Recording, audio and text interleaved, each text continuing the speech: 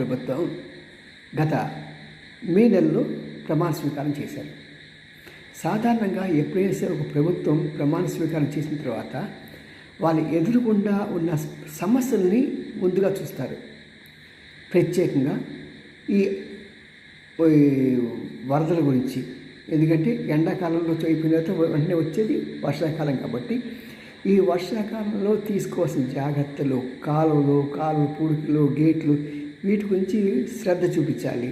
ఎందుకంటే అందరికీ తెలుసు గత ప్రభుత్వంలో ఎవరు ఏది చేయలేదని. ఒకవేళ తను కూడా చేయకపోతే తెలుగుదేశం కూడా ప్రజలు ఇబ్బంది పడతారని దాని మీద చూపించాల్సినంత దృష్టి చూపించలేదేమో అనిపిస్తున్నది. ఎందుకంటే ఇప్పుడు వచ్చి గత ప్రభుత్వం చేయలేదు అంటే పెద్ద ఫలితం ఉండదు. ఎందుకంటే వాళ్ళు చేయలేదు కాబట్టి మిమ్మల్ని అధికారంలోకి ఉంచారు. మరి ఇప్పుడు మీరు వెంటనే ఆ పని సక్రమంగా చేయాలని ప్రజలంతా కోరుకుంటున్నారు.